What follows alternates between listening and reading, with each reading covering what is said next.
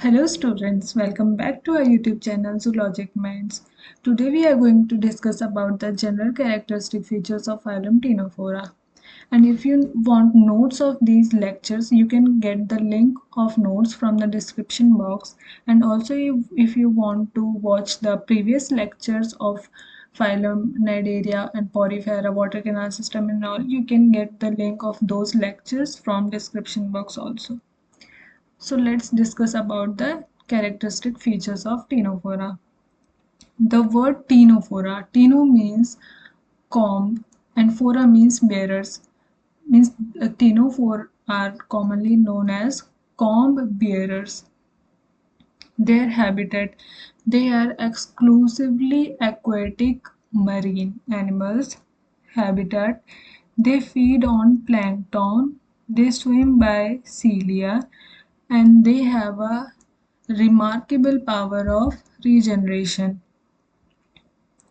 They have a property of bioluminescence, that means they can emit light. In this diagram, you can see that they emit light in darkness. This is the remarkable property of ctenophores. Symmetry. Symmetry is biradial. It means they can be divided equally from two planes but not more than from two planes.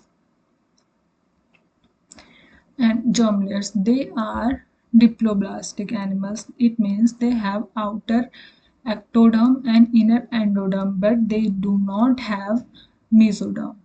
Level of organization is tissue level of organization. Appendages, they have tentacles, but some of them may not have tentacles. But if the tentacles are present, they will be two in number only. Body wall. The body wall is consist of outer epidermis, inner gastrodermis, and also mesoglea. But note that the mesoglea here is different from that of Cnidaria. If you remember, Cnidarians have amoebocytes in their mesoglea layer. However, they have ctenophores have coloblast cells in their mesoglea layer, and the epidermis of the tentacles in Cnidaria contains nematocyst, but in case of ctenophores, they do not have nematocyst in their tentacles.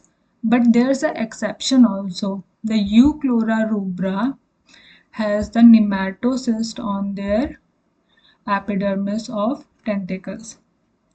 Other than this Euchlora rubra, all the ctenophores have coloblast cells in their tentacles. Locomotion.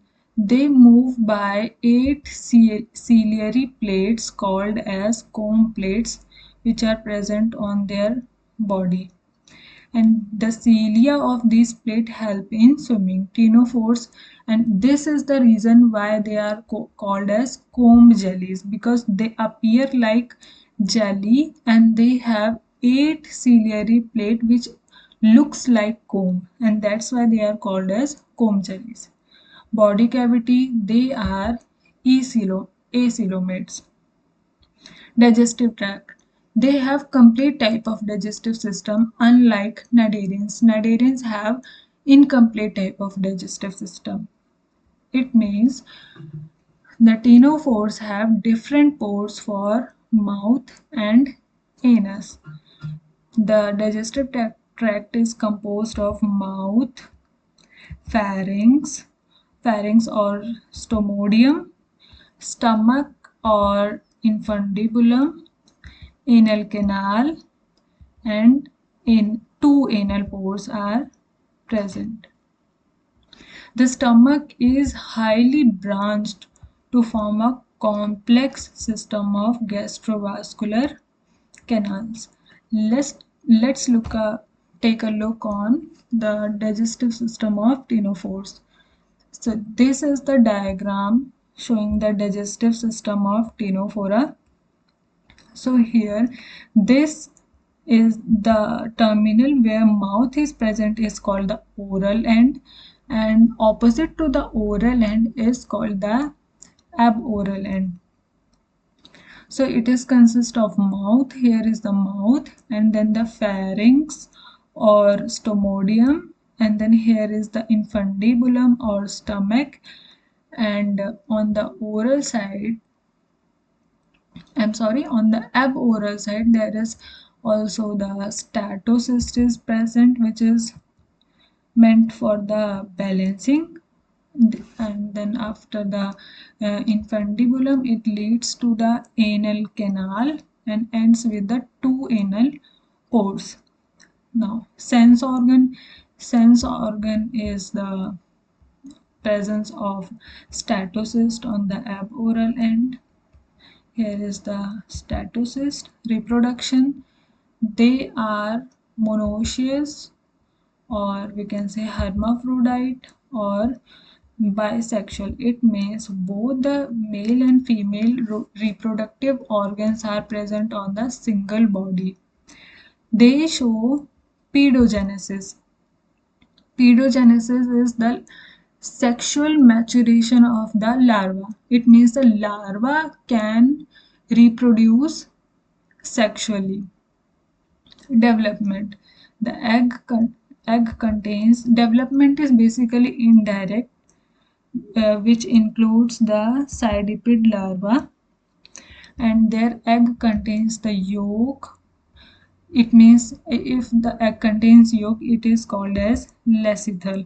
Initially, the egg is centrolecithal. It means the yolk is evenly distributed throughout the egg, or it is accumulated at the center, but later on it shifts to the one pole.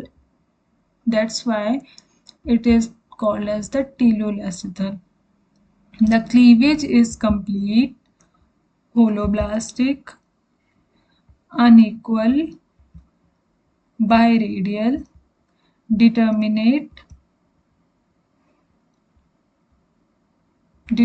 type of development, and the gastrulation is occur by the apically.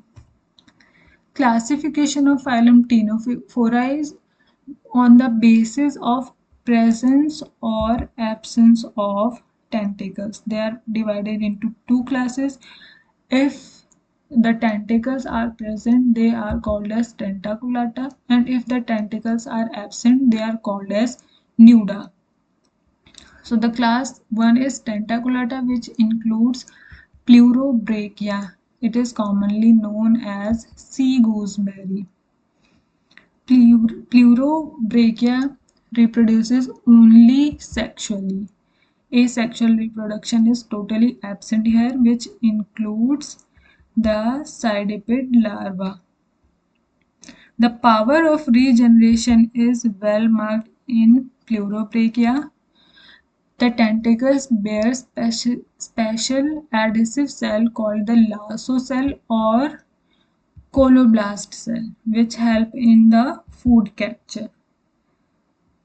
The broad end, called the aboral side, contains the anal canals, anal pores, and the statocyst. When I told you about the digestive system, here this is the aboral end, here is the anal canal, here is the anal pore, and this is the statocyst present on the aboral side. And the animal is hermaphrodite. It means they are bisexual. Both the male and female organs are present on the same single body. Class 2 is Nuda. Nuda means they do not possess tentacles. They have spacious mouth and stomodium. The example is the Beroe, which is commonly known as sea mithra jellyfish. The rounded aboral end means opposite to the mouth, the end which is opposite to the mouth. It bears sense organ which is surrounded by the polar fields. Truncated oral end is occupied by the large mouth Obviously oral and है तो mouth ही होगा. Most of the body is occupied by the canals and being crowded into small space at aboral pole. The meridional canal send off branches which unite them with one another, forming complex network of tubes. Tentacles are obviously absent and the small stomach lies near sense organ. So we are done with our topic, the general characteristic features of the ctenophores, and in next class we will be doing the characteristic features of the flatworms, that is platyhelminthes. And if you like my video, subscribe to my channel, hit the bell icon for the latest update, and thank you for watching my video.